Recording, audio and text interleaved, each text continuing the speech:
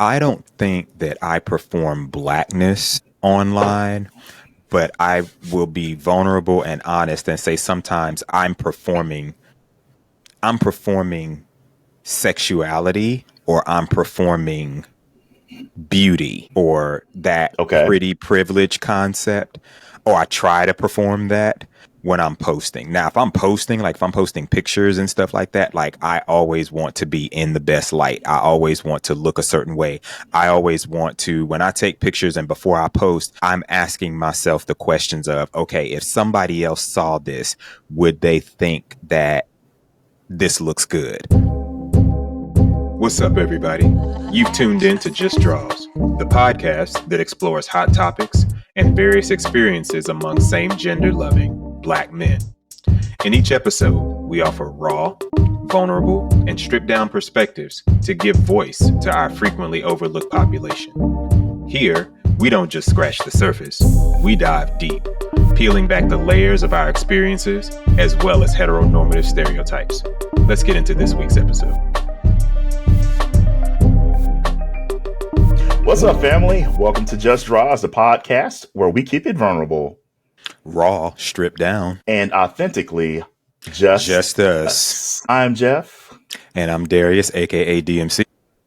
So grab a drink, or keep your hands on the wheel. Readjust your support, and let's get into it. All right. Tonight, we are coming from Wakanda. Forever. Yes.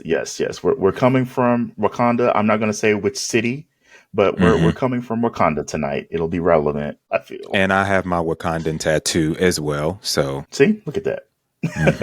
Exactly. Cool beans. Wakanda forever. Right. Wakanda forever. So, y'all, for this episode, we're wrapping up the Performativity trilogy. So we've already done an episode about performative masculinity as well as performative queerness. So, like, if y'all haven't checked those out, you definitely need to go back and check those out. All right. So to close out our performativity series, we're talking about really one of the most visible aspects of both our identities, and that's blackness. So this episode is going to serve as part 3 in that series where we explore performative blackness. So performative blackness refers to the way that racial identities are constructed, expressed, and even understood through repeated acts and performances. So it's often in like a public or some sort of social context. It encompasses both the historical circulation of racial stereotypes in performance culture and the contemporary enactments of Black identity by Black individuals, which can range from performing authenticity and resistance to performing for just mere entertainment. The term challenges the idea of race as an inherent trait, instead presenting it as a dynamic and often socially constructed identity that is continuously made real through speech and through action.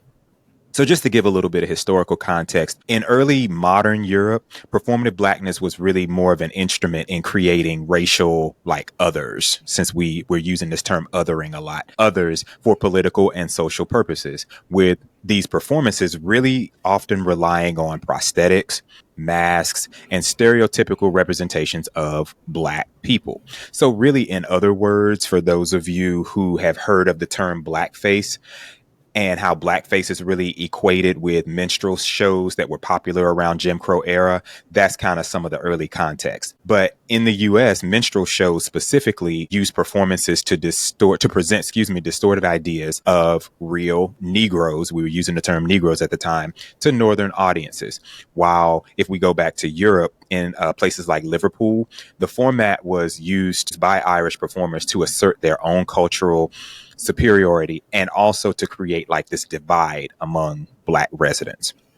So if we bring some of that historical context to modern and some of these contemporary interpretations, Black performers today and writers have used performative acts to both resist racism and uphold authenticity of their own Blackness. And some of these performances really explore or get a chance to explore the complexities of Black experience and identity, and they challenge a lot of simplistic views of race and they engage with concepts like you've heard of Black girl magic or Black boy joy, and then sometimes just the history of Black entertainment. Rooted in queer and post-structuralist theory, going back to Judith Butler, because all of our performativity, series has been kind of grounded in a lot of her work.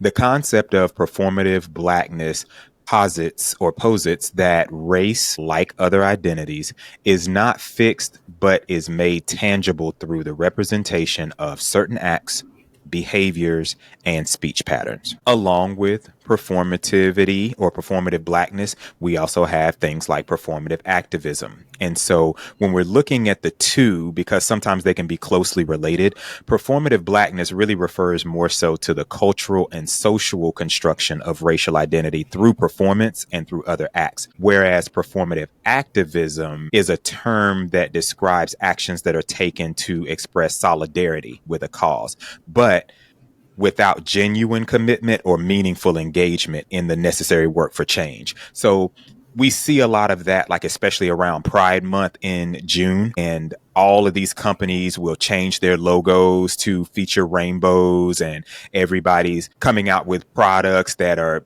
pride related and stuff like that. Or even during Black History Month, all of these companies will change their logos. You going to say something? Well, they don't do it anymore. Oh, yeah. Well, there you go. Right. They halted that. Yeah. Thanks, regime. All right. But then also you have instances where people post about like social causes, but then they really don't take action in them. Like they have Black Lives Matter when that was going on in 2020, and everybody was posting about Black Lives Matter and Black Lives Matter. But like a lot of people really weren't even participating in the marches. They weren't participating in any of that activism there. And so that's performative. So in essence, performative blackness highlights how blackness is not just a state of being, but a performance, both by those who are Black and by those who are not, shaping and circulating ideas about race across various landscapes. So before we get into some of this conversation, we just want to say that this conversation is coming from our lived experiences. It's coming from our truths, and it's coming from how we have navigated blackness in our lives and within various varied and different spaces. So we're not here to judge anybody or police how anyone shows up. So if anything we say hits, take what resonates, leave the rest. All right. It's all about love. It's all about reflection. And it's all rooted in, as my shirt says, which you might not be able to see around my mic, growth. All right. And introspection. So you ready to get into some conversation? Mm-hmm. Now that we got that disclaimer out the way. That's right. Let's go. We got to get that out of there because people are ready, chomping at the bit, I'm sure. So yeah. Mm-hmm. So to get going with some things, have you ever had a revelation that being Black really just wasn't about who you are, but how you're expected to act? And if you did, when did that happen? Yeah. So for me, this is an interesting question because, I have had to deal with this identity issue ever since I was a kid and started going to school. So, I'm from Mississippi. Mm-hmm. And I have almond-shaped eyes. So I've always had some type of, what should I say? People have usually kind of come up to me thinking that I was half Asian. And I've had that all my life. Every time I meet someone new, it always ends up happening. I can never just identify as 100% Black. So at least just visually, people just assume because I have this attribute. And so for me, there's that expectation of being a certain way or having to identify as a Black person and try to prove to people sometimes that, I'm actually just Black. Not the only thing that you get from me is, there's some white people down the road. But up to that point, I identified as 100% Black. I was not biracial or anything like that. Mm-hmm. Both of my parents were Black. Mm-hmm. And until, recently, within the last couple of years, having done Ancestry, I did find that there's some Asian, but it's 1%. Okay. Mm-hmm. Minuscule amount of Asian background in me. So my experience has been that also part of my background is always being the more, or one of the more read kids when I was in school. So I didn't just go to school like as a well blank read. canvas. Yeah, like well read. Like I Okay. was Okay. already reading, writing, and all that stuff before I entered kindergarten. So when I got into kindergarten or Head Start in first grade, I was already doing stuff that those kids had not started doing already. And my siblings are older than me. So I never had control of the television. So I would always be watching shows where the dialogue was way more advanced and just being in the room just to hang out with my siblings or whatever. So a lot of my speech, even though I'm a country bumpkin, when I would talk, people would think that, well, he's all talking proper and this, that, and the other. And it wasn't it. That's just how I talked because that was what I was influenced by, was watching TV. And, Hmm. again, my siblings being older than me, Hmm. I didn't really have them around that much because they were doing their own little thing or they were already in school. And, I was just a little kid. So I didn't really hang out with little kids when I was growing up. Okay.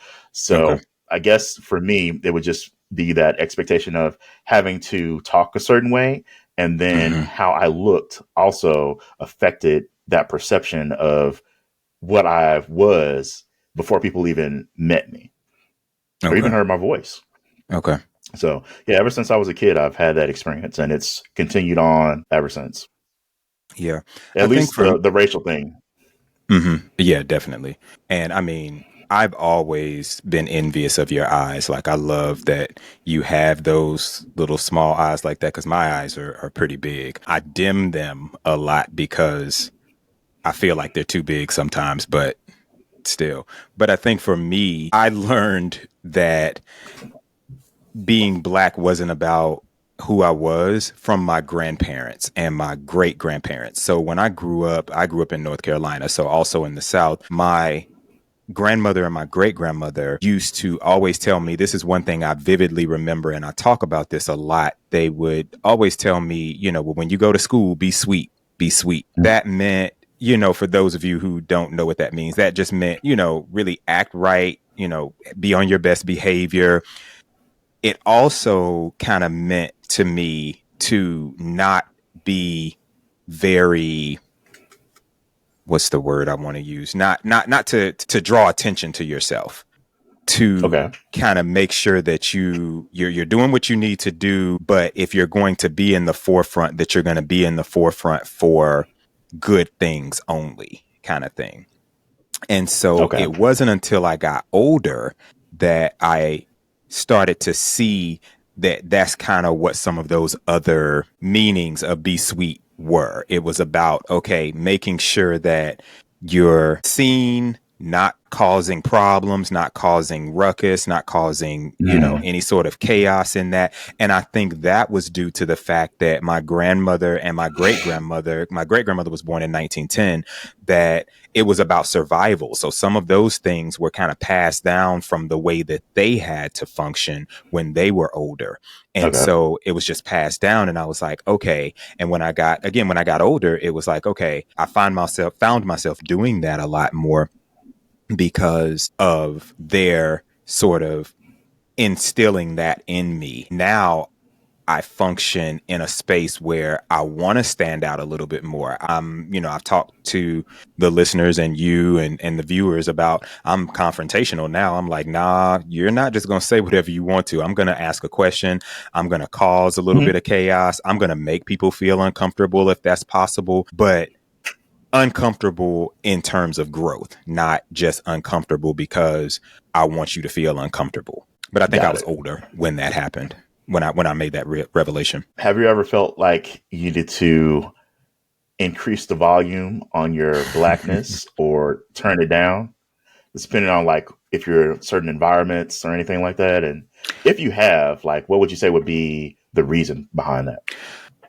I That's a good question. I don't know that I felt I needed to black something up or I needed to turn up the volume, but I know I've had to mask it up a little bit. And we talked a little bit about that in the Performative Masculinity Mm. show.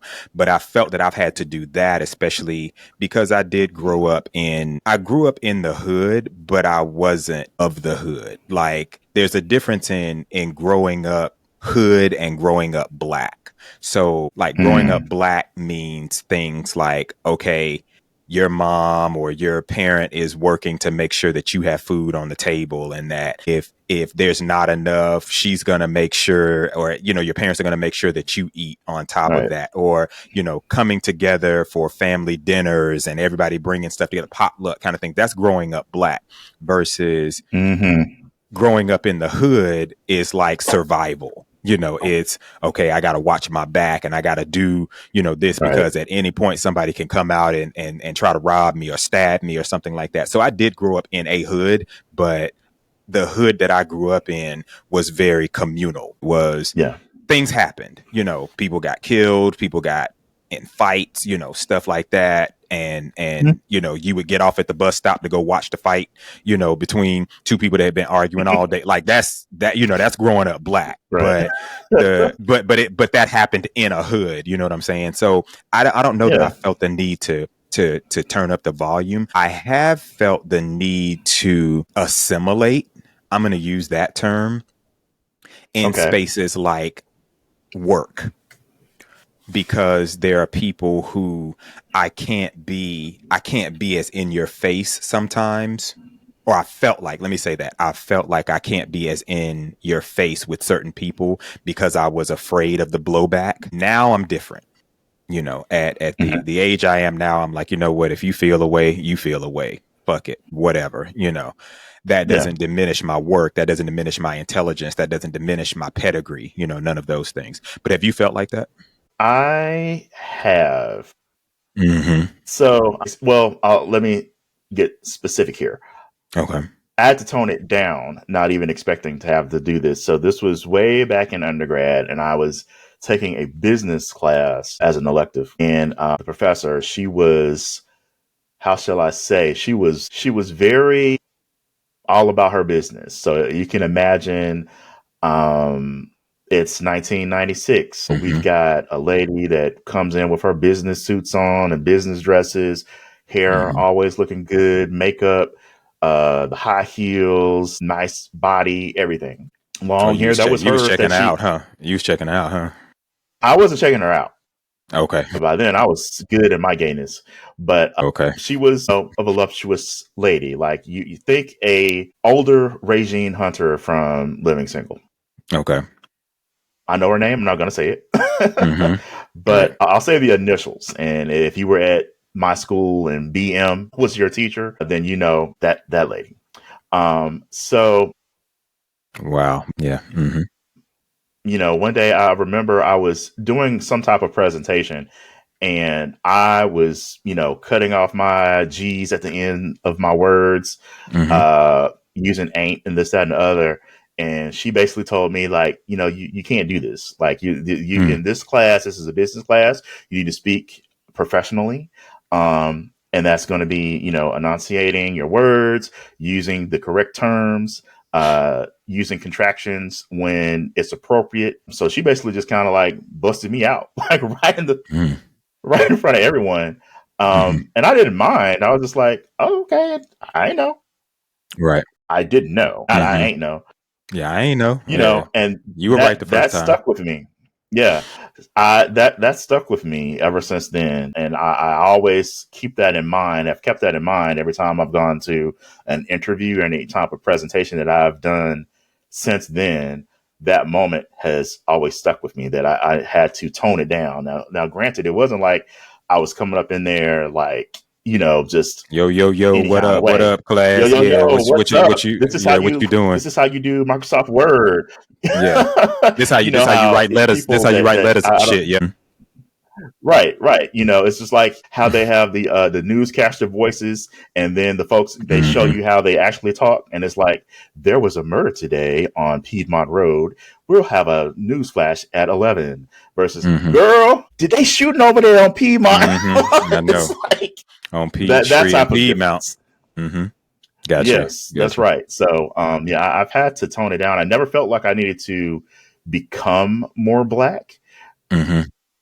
Even with answering earlier my statements from before, I never felt like I had to overly become. someone that I was not. But what you got with me is what you got. And as I stated on this podcast, many episodes, I'm geeky, I'm nerdy. I talk how I talk. I sound the way that I sound. I'm not a hood person. So you're not going to get some exaggerated version of blackness with me, because that's not me. I can't be that. And I just would never I've never felt like I had to define be a little bit what you mean by hood person, just so people aren't offended.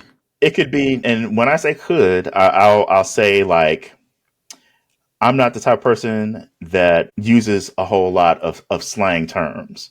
Okay. I'm not going to be up here talking about, oh, that's cap, this, that, and other, because that's not me.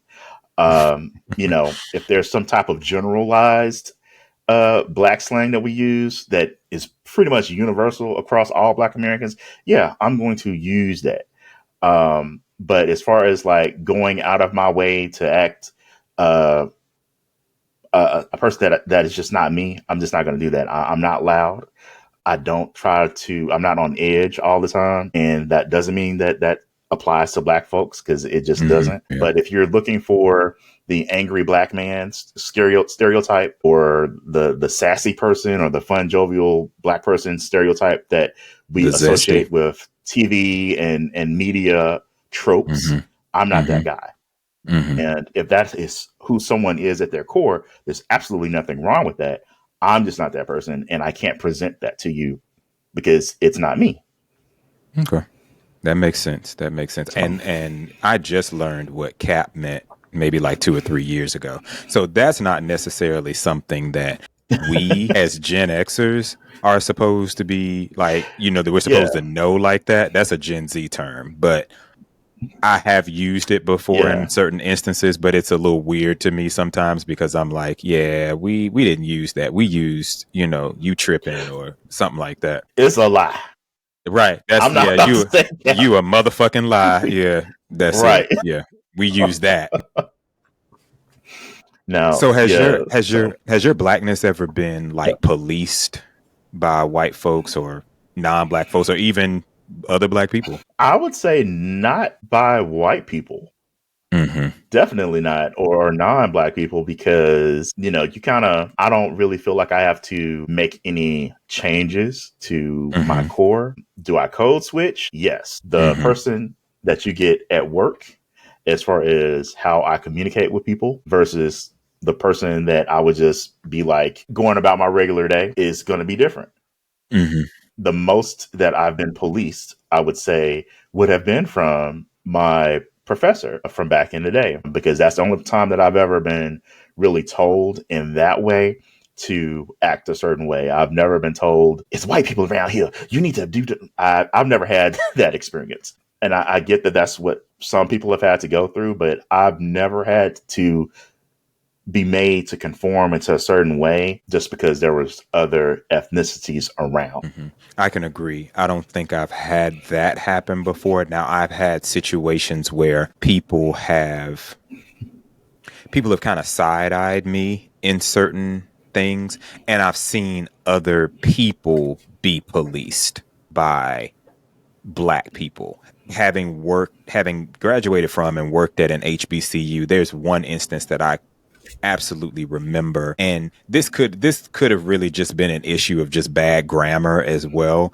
but we had a campus king at one point that was asked to speak at graduation, and he got up in front of all of the families and the faculty and all of that stuff, and this was a college, student, and he was giving his speech, and I think some of it was nerves. Like it was just nerves that he hadn't really had to speak like that in front of that style of a crowd, that specific audience. He's spoken to students and he's spoken to, in like pageants and stuff like that, but I don't think he had an opportunity to speak in that. But he got up there and he started talking about, all right, well, you guys have came to this commencement and blah, blah, blah. And I remember I was in the audience, I was in the crowd with the faculty, and you could see all of the faculty members really tense up and go, oh my God, and you do all of that where you suck it in with your teeth together. Yeah. So it was a lot of that. I could hear all of that. And I remember after that, faculty members talking about it and saying that people were like, wait, somebody needs to go say something to him about or speak to him about grammar, et cetera, et cetera. And I'm just like, okay, yeah, sure, that could have been what it was, but let's have a conversation about, was it nerves? Was it something else? What Mm-hmm. was it? That, why did you say that? Did you realize you said that? Just make sure that you're cognizant of that stuff, because you're in a mixed crowd like that. But the initial Yeah. response was, oh my God, now people are going to look at us as, kind of thing. So it wasn't even about him. It was more so about what somebody else thought. Yeah. Do you ever feel like you are performing blackness online for the algorithm or for other people's gazes, like how you post things or certain pictures or Mm-hmm. when you Mm-hmm. comment on things? I don't think that I perform blackness online, but I will be vulnerable and honest and say sometimes I'm performing sexuality, or I'm performing beauty, or that Okay. pretty privilege concept, or I try to perform that when I'm posting. Now, if I'm posting pictures and stuff like that, like, I always want to be in the best light. I always want to look a certain way.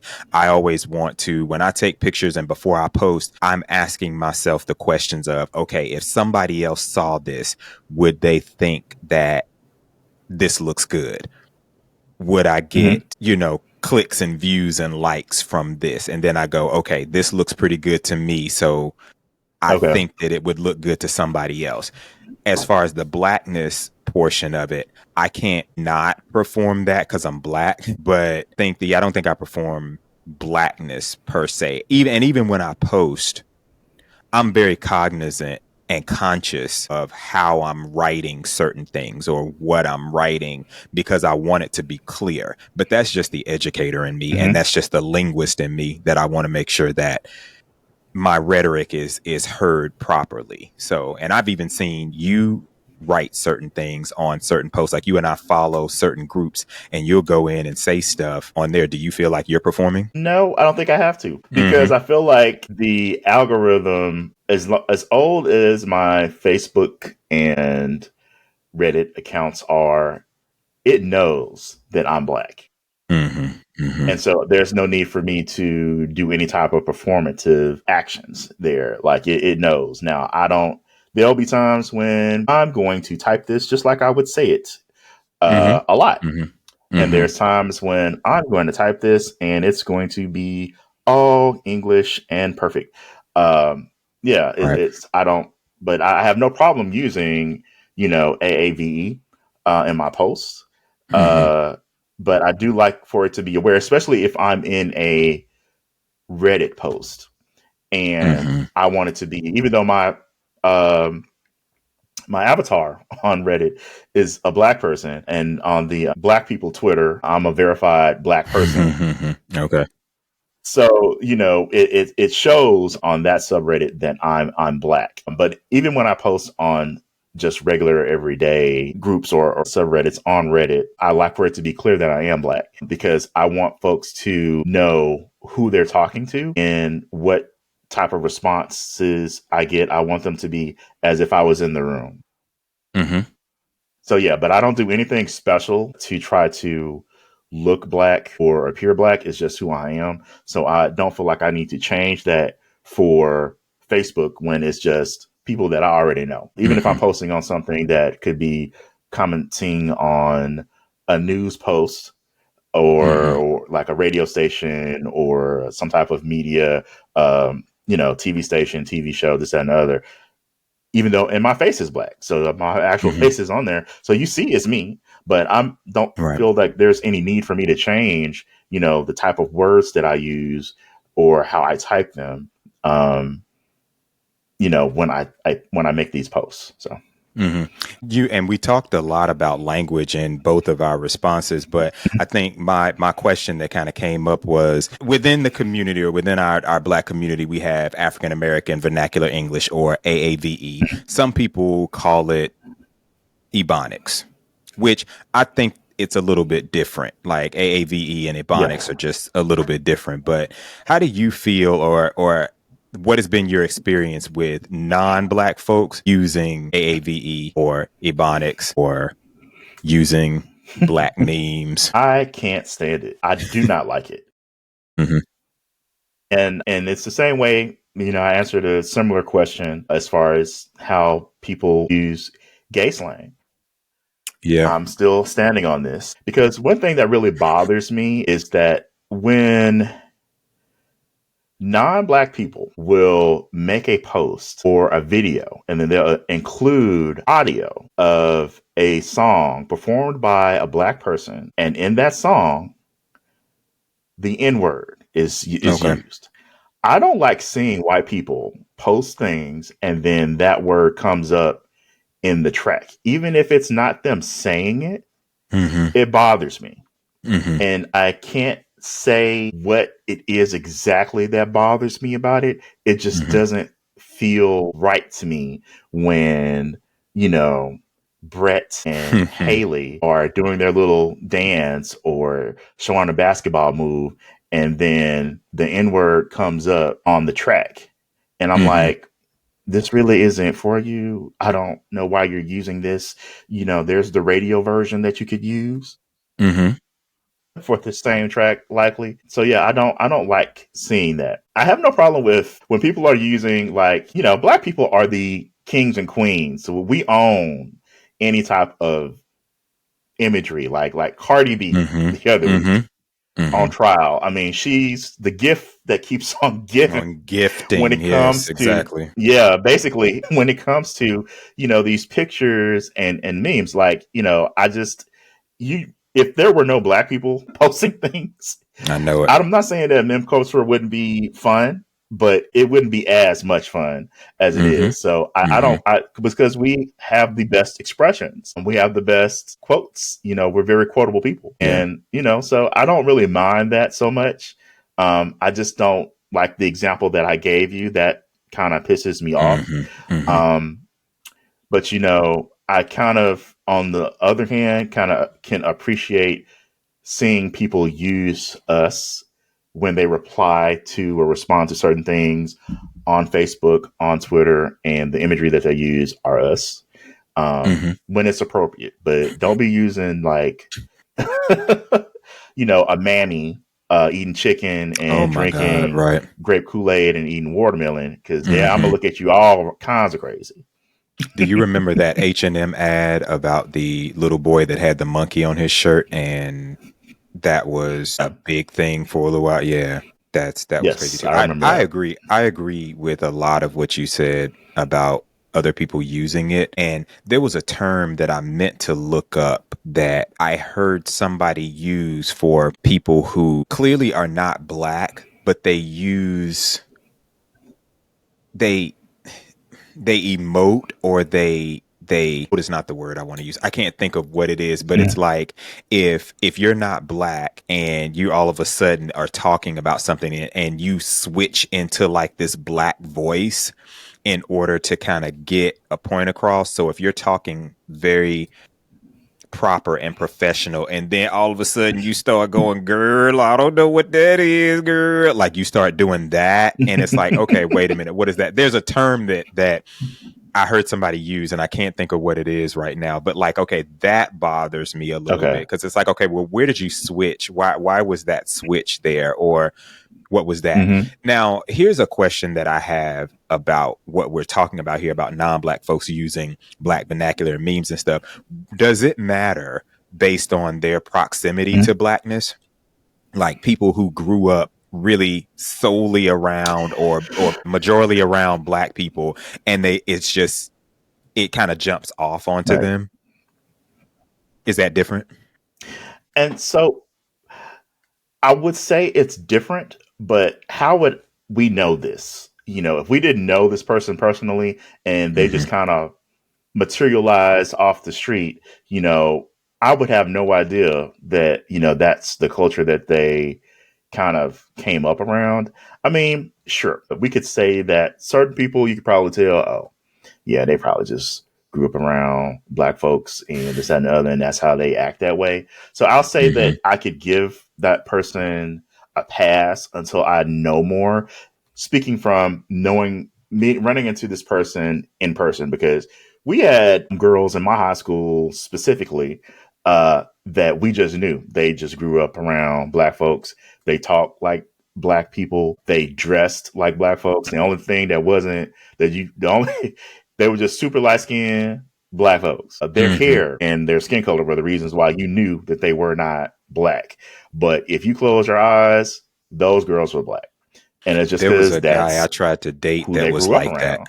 Yeah, there was a guy I dated that was like that, Yeah, and or you went talked on a about couple of that dates with. before. Yeah, I did. Yeah, you would not think. And there's another guy that's on social media now, and I can't remember his username or his handle, but I just ran across some posts that he made. I started following him, but I just ran across that post, and he sounds very black. And there are people Mm-hmm. in his posts that were saying things like, "You've got to be mixed." And he's like, "Nah, I'm not mixed. Like, I'm white guy from Virginia. Like, I grew up in Virginia, and the Yeah, country of Virginia, matter of fact."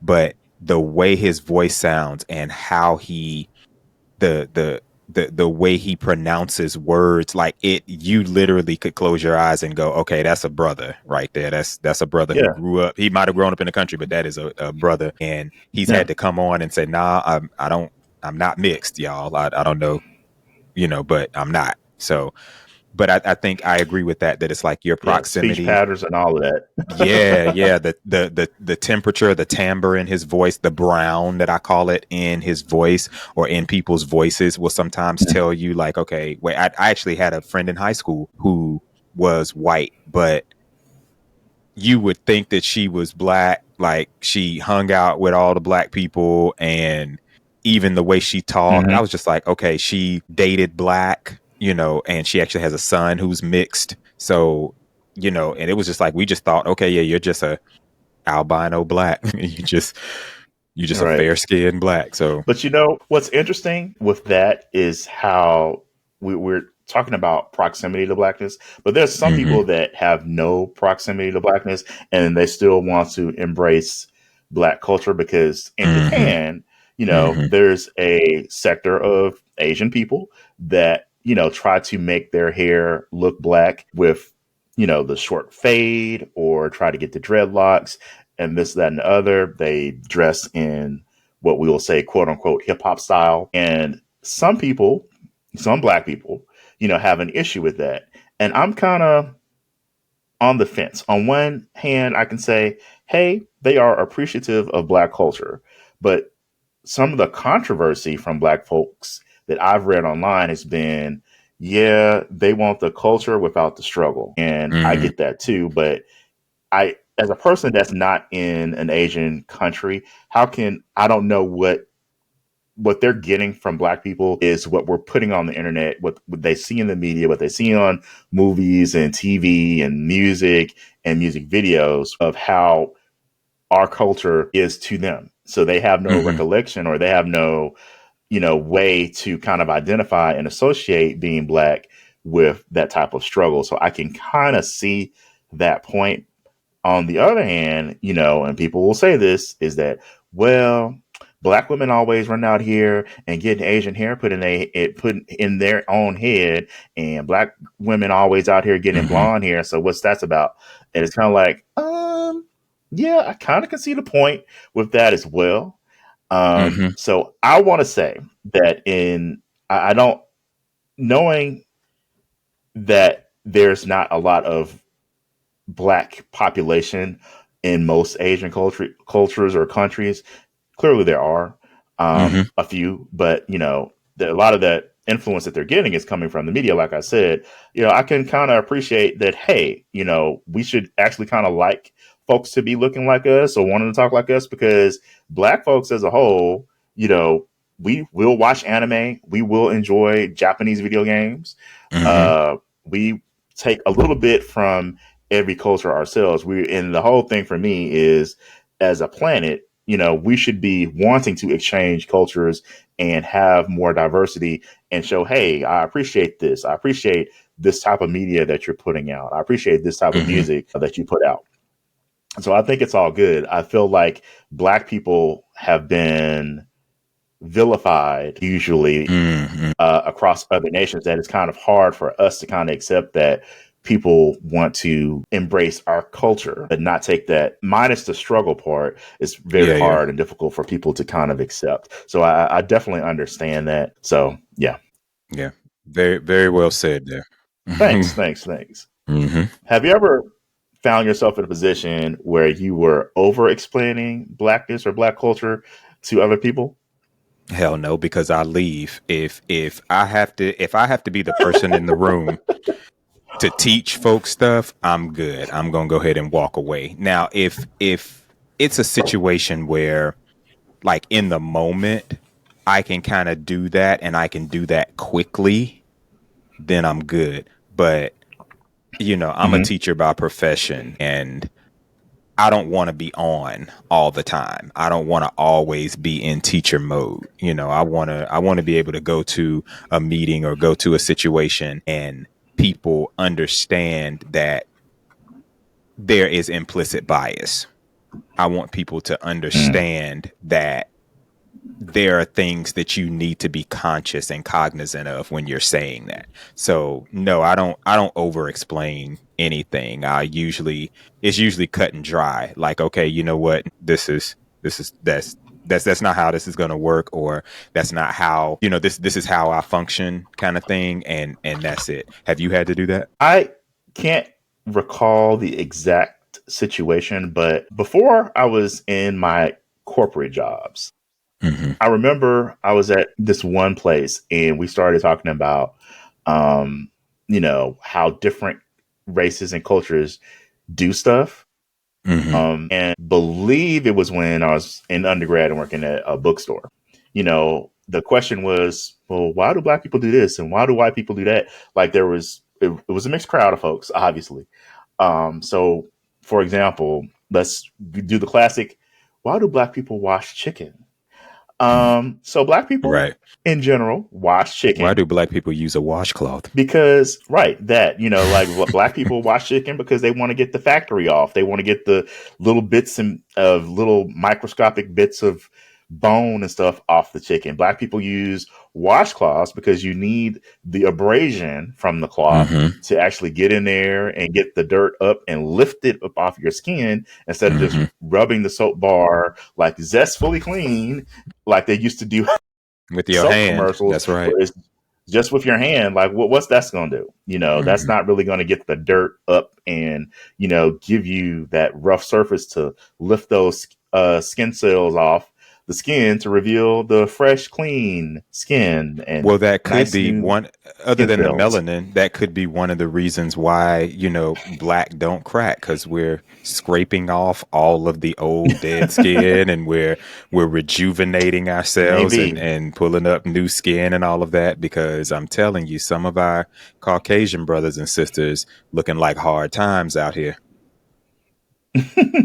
Yes, moisturize, people. That go, and sunscreen, and that goes to Black folks too. We also need to sunscreen. Yeah, please. But yeah, I don't think I over explained it, but just kind of as a way of letting people know, hey, this is what we do and this is why we do it. There was a YouTube series a couple of years ago. I can't remember, but it was these two Asian brothers, and they were showing how Asian people do certain things. I started watching their videos because I was like, Black people do that too. That's not just y'all. It's not just us.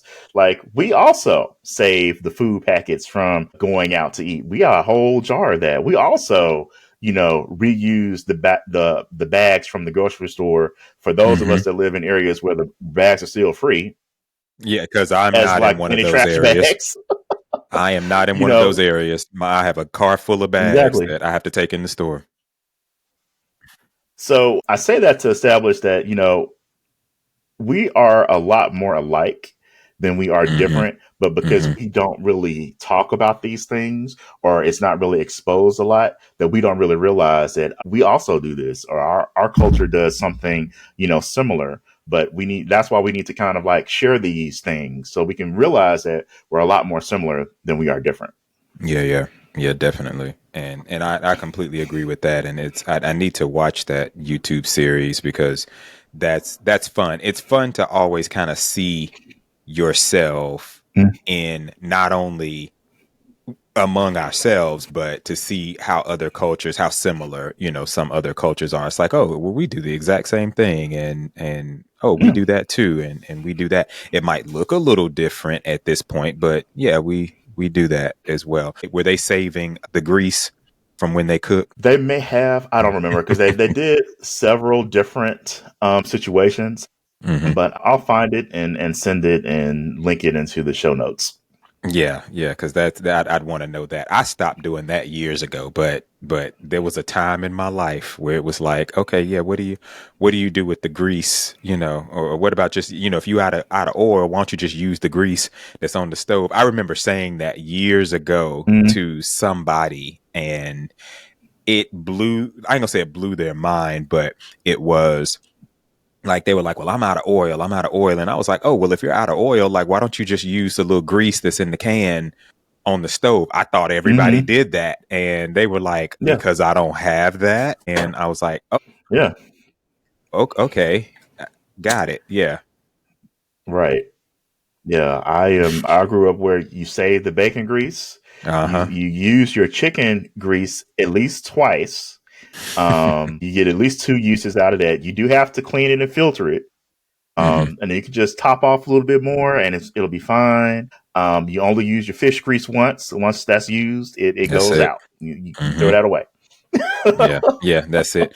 And speaking of chicken, and you always save your bacon grease. Always have your bacon grease saved. And I'll pour that stuff out now. If I ever make bacon, I pour it out now. But I remember I cooked bacon at somebody's house, and I was getting ready to pour it out, and they were like, no, don't pour that bacon grease out. Put that over here in this. And I was like, oh, okay, yeah, you hold on to that. I mean, bacon grease I could see because bacon grease has really good flavor. I could understand that, but yeah, some of that other stuff, I'm like, nah, I'm good on that, But yeah, speaking of chicken, I was going to go back to, I want to throw this out there, completely unrelated, but you and I had a conversation about when we went to LA back in 2016, and I made the comment to you that you said we cooked dinner one night, and we were at the store, and you said that I'm going to just get a whole chicken and cut this chicken up because I'm country and I'm a thug. And you told me that you was like, I never said that I was a thug. I spoke to a mutual friend of ours, and they were like, yeah, I remember Jeff in the grocery store saying that he was country and he was a thug. And I said, you know what? Thank you so much for validating that, because I have told him that he said that. And because I remember in my mind vividly going, okay, where are you a thug? I said I was country and ghetto. I didn't say I was a thug. I said ghetto. Thug. You said a thug. I promise you said a thug, because I said ghetto. I did not say a thug. He said the same thing. Ghetto. So we heard the same thing. So yeah. So I just wanted to put that out Y'all there. Heard. What you heard was some bullshit.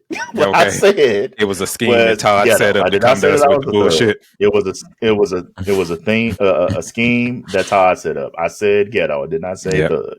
And one more thing my lawyers want me to say is that we heard thug. So yeah, that's fine. But you heard was wrong. Okay, all right. Whatever you say. And the whole reason why the chicken was getting cut up was because it was cheaper. It was too expensive. Buy the whole chicken to buy the chicken that was already cut. And I was like, yeah, I'm gonna just do this. But now I know that I could have just bought the whole chicken and just taken it to the butcher in the back and had them cut it. So that's what you do. You buy the whole chicken, take it to the butcher. You go take that whole chicken, take it to the back of the store to the butcher, do the rest of your shopping, circle back, pick it up, go on about your business. Yeah. And we're still kind of on topic because we're talking about blackness and chicken. So have you ever seen someone performing like a version of blackness that like you felt was fake?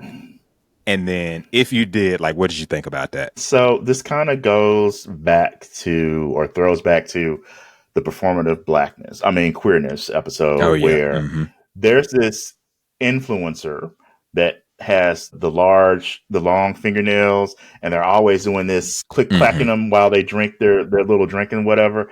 And Mm-hmm. they are trying to emulate, in my mind, a black person, a black Mm-hmm. female, this gay, queer, non-black person. I don't know if they're white or Latino, but Mm-hmm. that's what they're doing. That does not feel real or authentic to me. They are just trying to be this caricature of a black female. Yeah, yeah. I don't feel that that person grew up around black folks to behave that way or perform in that manner. But that's an example that I think people that are watching this can go find on the TikToks and the Instagram and the YouTube shorts of this person that does this. Mm-hmm. So what I feel is definitely judgment. Mm-hmm. I Mm-hmm. am judging you. That's right. I'm judging that person, and I don't feel like it's real. I think it's I'm doing this for the views and the attention and the clicks that I'm getting from it, and not because that's actually who they really are on the inside. Okay. So yeah, that kind of gets on my nerves. Mm-hmm. In general, I don't feel like I see a lot of people performing it. Like you said, people that obviously grew up around black people or a majority of black people, or maybe they went to the majority black high school or elementary school or junior high when they were growing up, they are going to pick up those things. Just like the same thing when we have the black person that grew up around majority white folks. They present a certain way, they sound a certain way. You can just tell. And Mm-hmm. there's probably going to be a point where that could shift, where it's either going to be more, I don't want to say the word normalized, but where it kind of tunes itself, where I'm just going to be this Midwestern type of voice or whatever, Okay. or this type of presentation, versus saying that they are either going to be, one way or another way. They're Mm-hmm. going to be who they are at their core, and what they are influenced by nurture Mm-hmm. as they grow up in those types of environments. So, but yeah, if it's fake, I think we as black people can usually tell, and if it's real, we can definitely tell. Yeah. Yeah, I don't have too much else to add to that because I'm definitely judging. But the thing that I do that's a little bit different or that takes it a step further is I'm gonna ask questions. Y'all know that's what I do. I ask questions. So I'm gonna go, okay, now why'd you say that? Or why'd you say it like that? Or okay, what is this? Explain this to me. Like Mhm. why? Because this doesn't feel like you. This isn't. This is completely different than who I know. And I've even said that to people before. I'm like, okay, this is like completely different than what I know you to be. Like, is this you or are you or is this somebody else? And then I Mhm. remember years ago, you get those people that are like, oh, it's my alter ego. And I was like, yeah, get out my face, get out my house and get out of my face. Because if you got an alter ego, I'm good on that because I don't do mental illness like that. I don't do multiple Right. personalities. I don't do dissociative identity disorder. I don't do any of that stuff. Go on about your business. We'll holler. No Dr. Jekyll and Mr. Hyde's, no Hell Two to the Face. Hell to the fuck no, we don't do that. Nah, I'm good. No Sybil. Yeah, nah, we good. Well, I don't do that. Nope, nope, nope. Right. So I guess for me, it is part judgment, but then it is curiosity because I go and I ask Mhm. those questions, and I'm like, I want to know what that is. I want to Right. ask, what that is because clearly it a lot of times it's something that people don't realize that they do, but then sometimes it's like, okay, why? Tell me why. Tell Yeah. me why. Okay. Yep. So have you ever been in spaces where you feel like you can be 100% fully, unapologetically your black self? Mm-hmm. Yep, I definitely have, and that's a lot of times around my black friends and my black family because Mm. they are blackety black, and so a lot of times I'm Right. like, okay, this is what it is. But I will say this too: what I find myself doing is, if my friends and family are blackety black, I tend to want to be on. I tend to want to be on the opposite of that. So I tend to be a little bit more refined there because I love balance.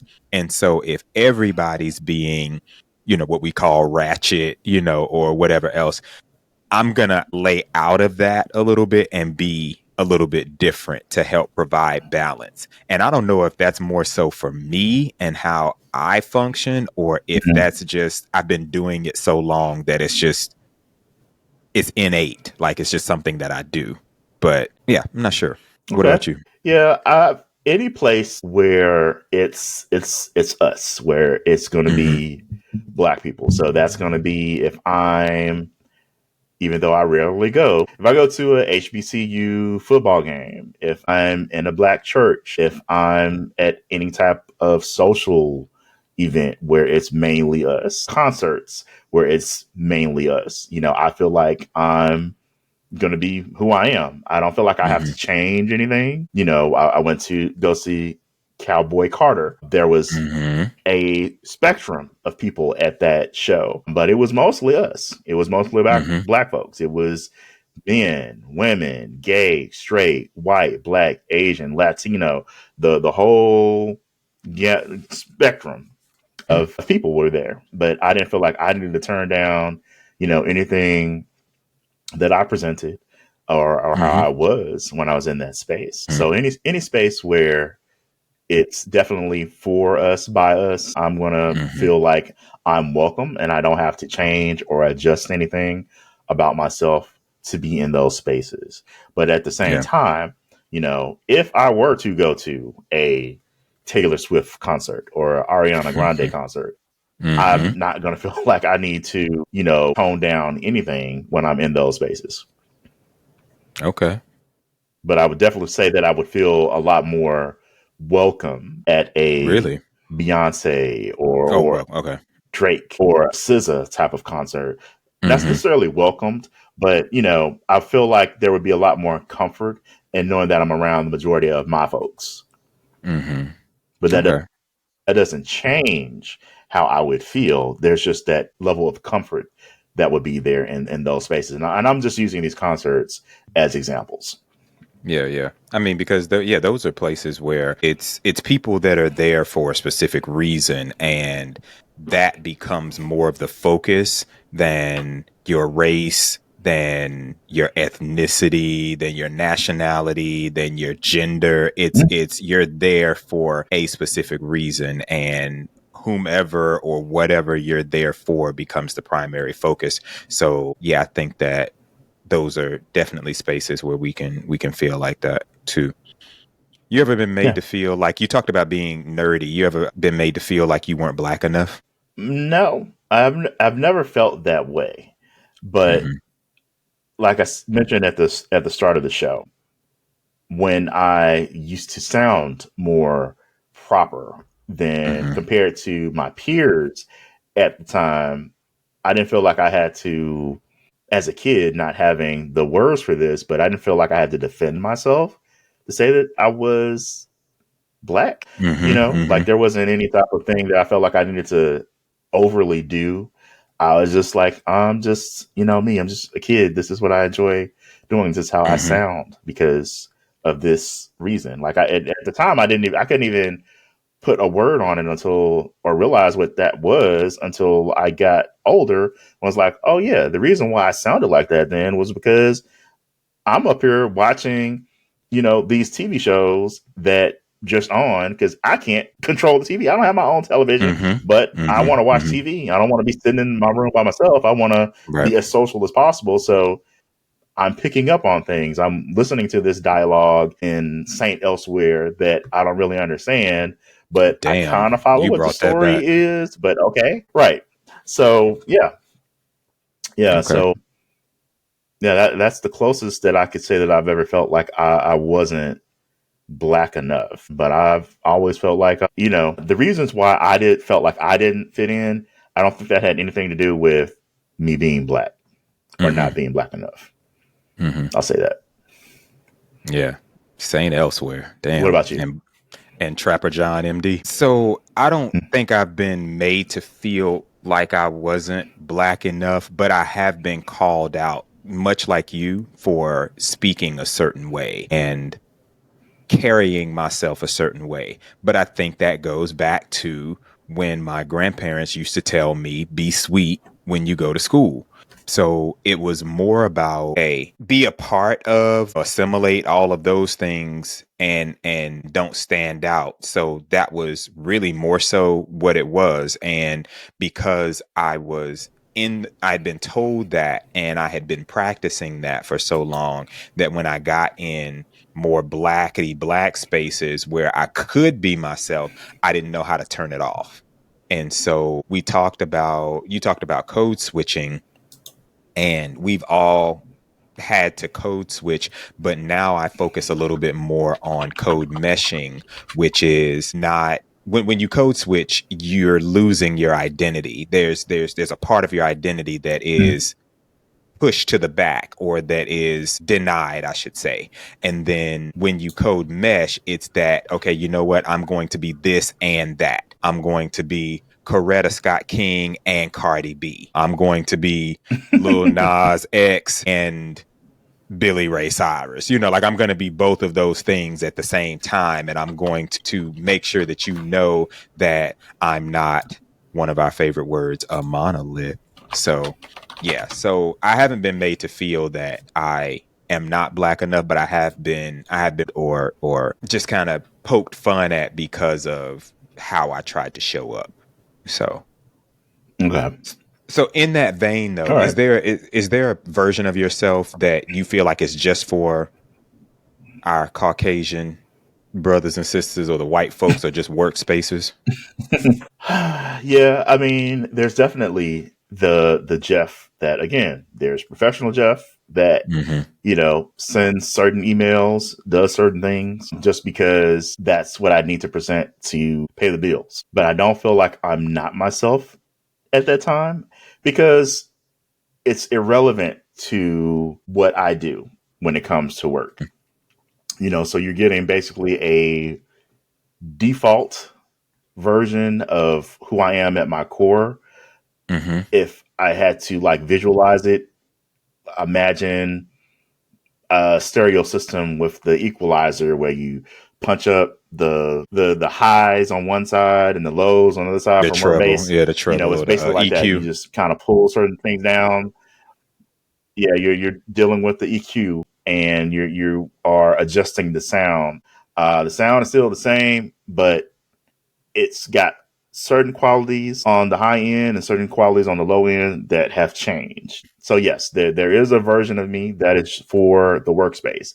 There is not a version of me for white people or Okay, Asian okay. people or for non-blacks in general. You're getting Jeff, but when it comes to Jeff getting Mm-hmm. paid, yes, there is a Mm-hmm. different Mm-hmm. version of Jeff. There's a different version of Jeff, and a similar version of that Jeff attend school, or Mm-hmm. is in Mm-hmm. some type of training or professional setting. Yeah, so you are getting different versions of me depending on if I'm getting paid, if I'm trying to get educated, or if I'm just me.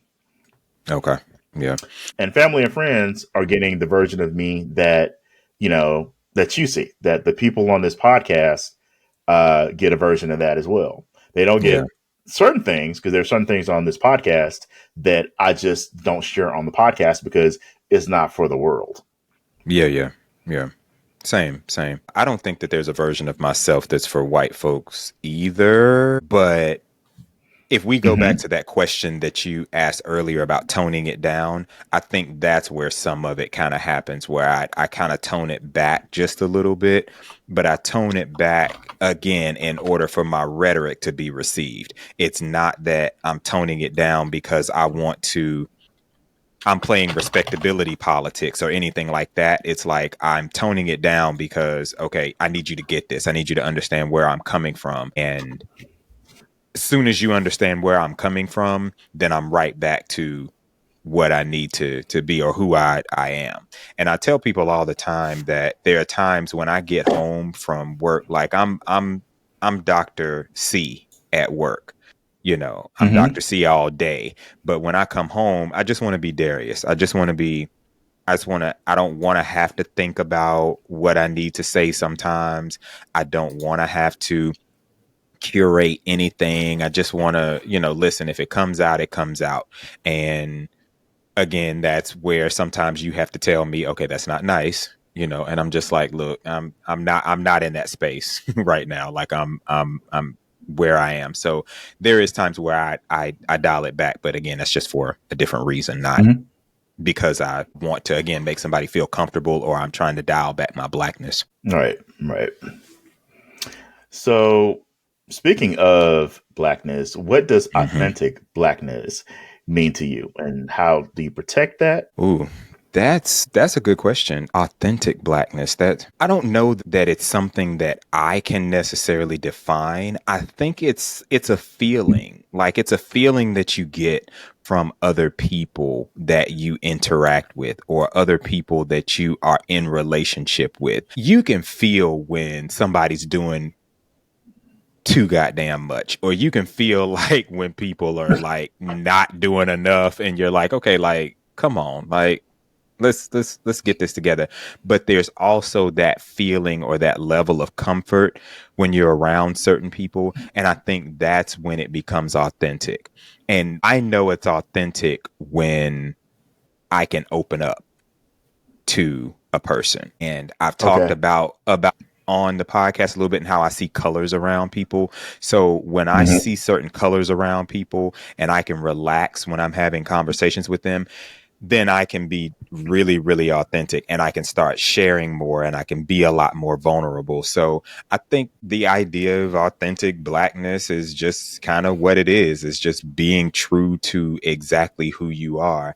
And as far as protecting it from being watered down, that's where I think a lot of the challenge comes from, because we're in these spaces where we may not be able to be authentically who we are because it's going to halt our bag, or it's going to halt our progress, or it's going to halt how it's going to, what's the word? It's going to elicit, or it's going to promote retaliation when it comes to certain things, especially if you're calling people on their shit. So that's where the Okay. difficulty is. That's where the dance is. Like, it's like, okay, well, I want to be authentic, but I have to be authentic in this way. I have to kind of do it this way. And I just had a conversation with one of my colleagues about this like yesterday. And I was like, I don't want to do this. Like, I don't want to change this because it's stupid. The reason we're doing this is dumb.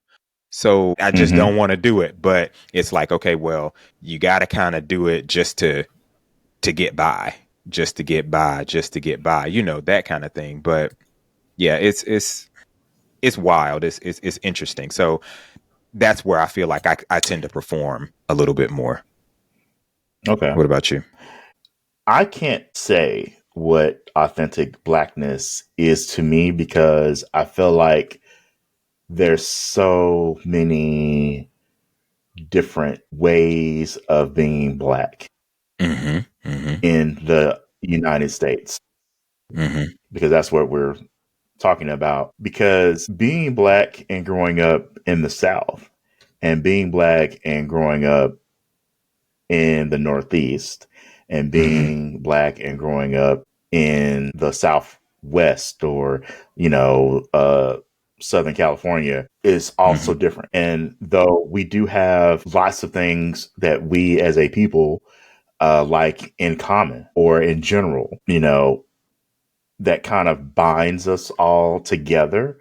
That melding of all of those different parts of what being a Black American is would be what that authentic core, I could say, would be.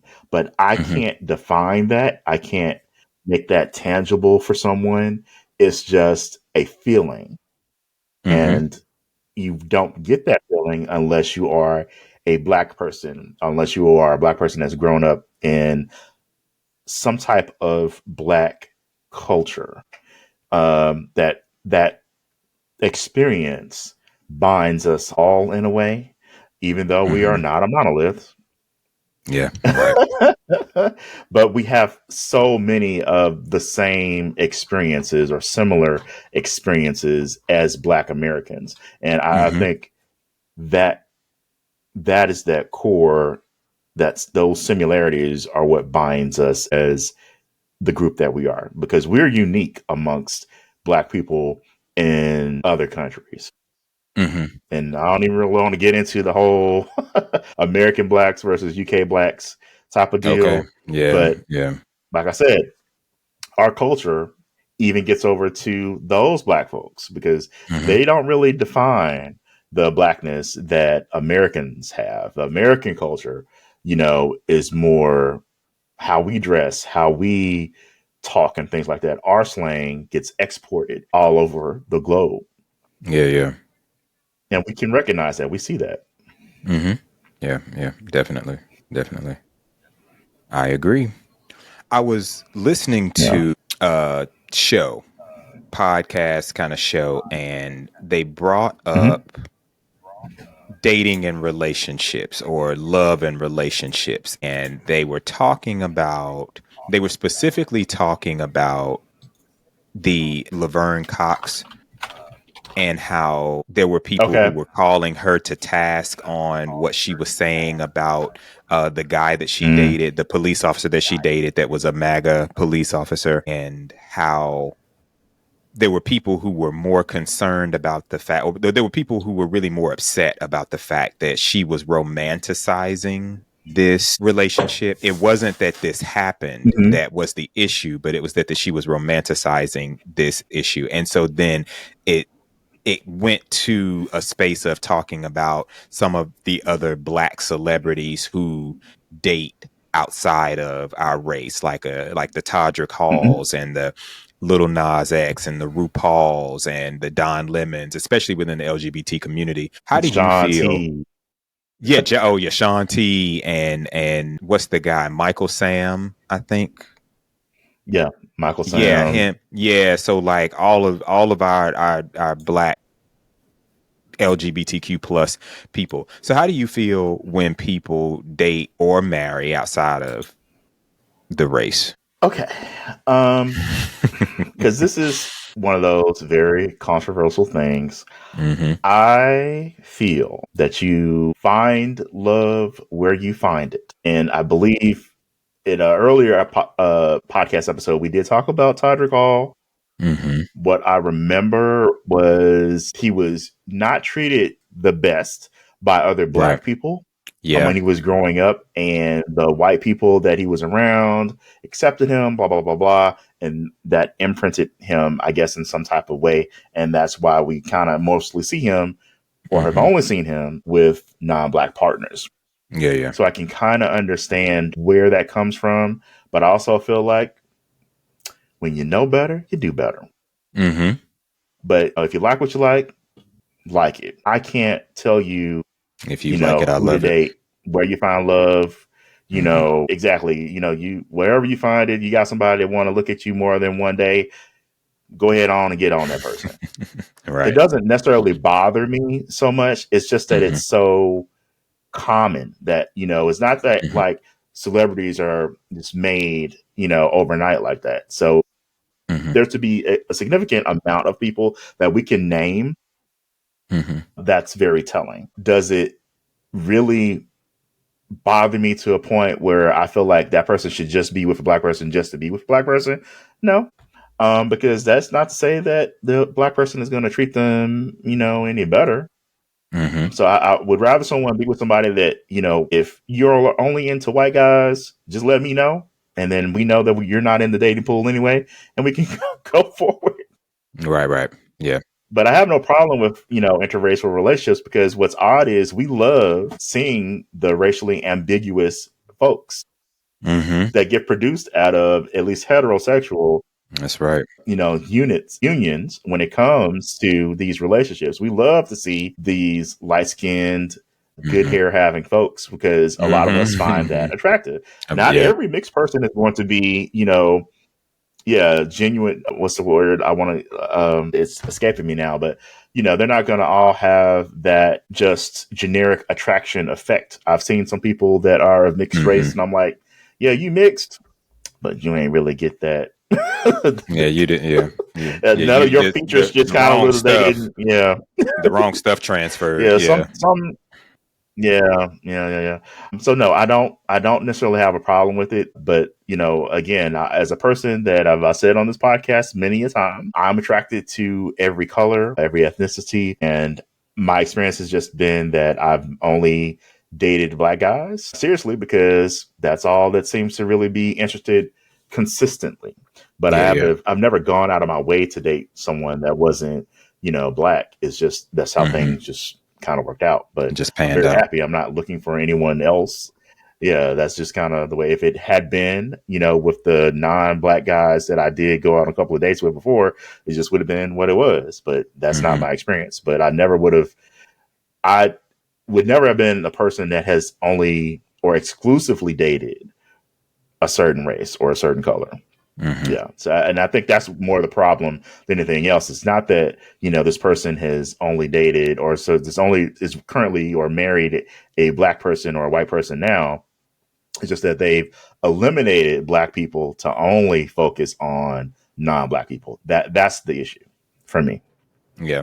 I was going to add that to what you were saying, that it's when it becomes exclusively dating outside of the race, then that curiosity Mm-hmm. comes back up, and I'm like, okay, well, what happened to you, or what happened that now you don't even look in the direction of this? Now, if you find love, like you said, if you Mm-hmm. find love in a hopeless place or a homeless place, whatever Brianna says, if you find it there, that's fine, and I have no issues with that.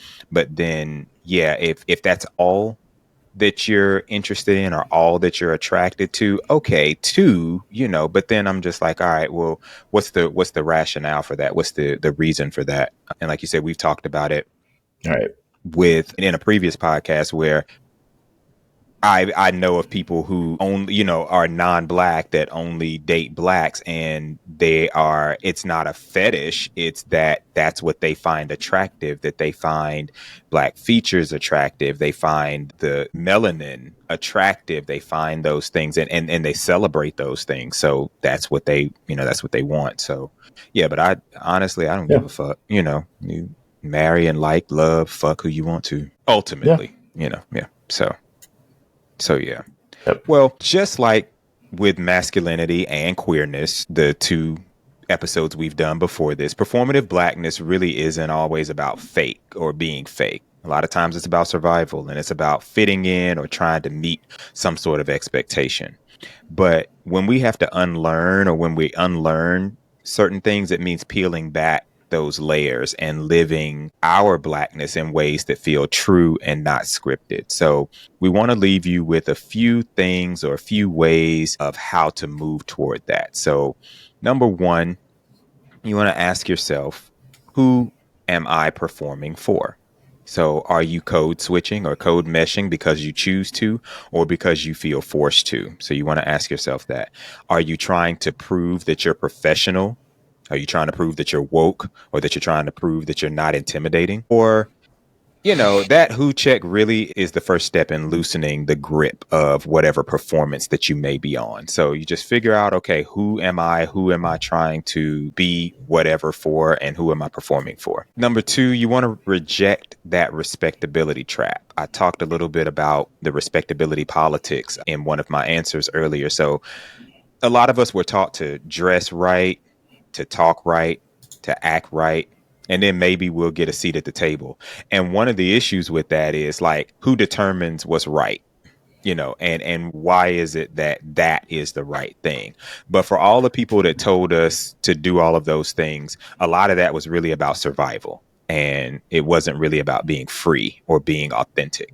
Unlearning these things means permitting yourself to show up without watering yourself down to be palatable. Number three, you want to refine black enough for yourself. So we talked a little bit about people saying that we're not black enough. So blackness really isn't one size fits all. Jeff just said that. You don't have to love hip hop, speak ebonics, or perform a stereotype to be real. Unlearning performativity is reminding yourself that my blackness is valid just because I exist. And that's it. Number four, you want to create spaces where you can be unmasked.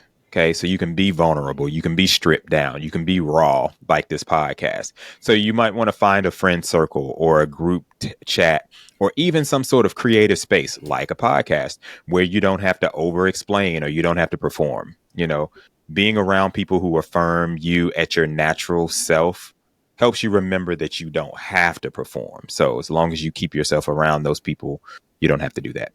And then number 5, you want to embrace your full range, like your full range of who you are. Blackness is something that is expansive. It's loud, it's soft, it's nerdy, it's ratchet, it's bougie, it's spiritual, it's geeky, it's hood, it's poetic, it's thug, it's a thug.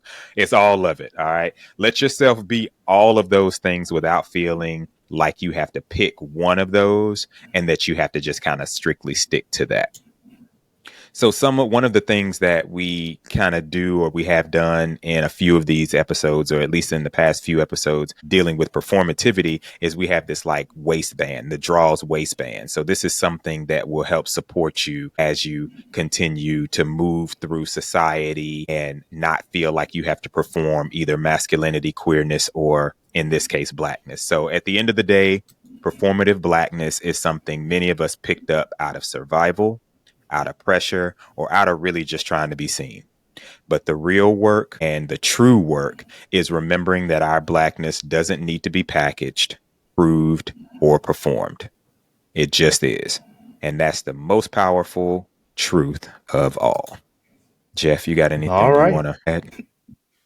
I just want to add that what I was talking about earlier was from the YouTube channel The Fung Brothers, Fung. Okay. The Fung Brothers. And so the series was Asian Parents. And so there was a couple of different episodes that they did on that. So if you go and watch those, and they're from about 12, 11 years ago, that little series that they did was really interesting to watch, to see how similar, you know, some of the things that Asian parents or the Asian parents do, but it's very similar to what a lot of Black people do. Definitely. Yep. All right. So be sure to check that out. And there will be a direct link in the show notes. I will be checking it out. So I guess that wraps us up. Okay. Good. Yeah. I haven't watched it in a while. Like I said, it was 12 years ago before when they first kind of came out, but I was very entertained. So yeah. I think you'll enjoy that. Yeah, I'll check it out. All right, cool. Good deal. All right, so we're going to close out and wrap up this episode of Just Drawz. We hope you felt the love, laughed a little, and maybe even learned something new tonight.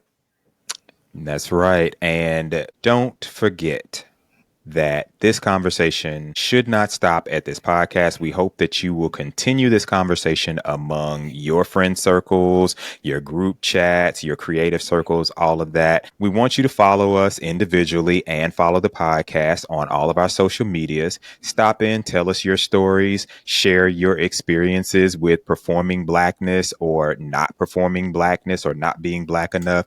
Or if you want to just stop through and say, what up? All right. So until then, just be bold, just be beautiful, and most importantly, just be Black and be proud. Say it loud. That's right. We'll catch y'all next time. All right. Peace. We hope you enjoyed this episode. Now be sure to like, share, and follow us on YouTube, Apple Podcasts, Amazon Podcasts, and Spotify at Just Drawz. That's JUSTDRAWZ. Until next time,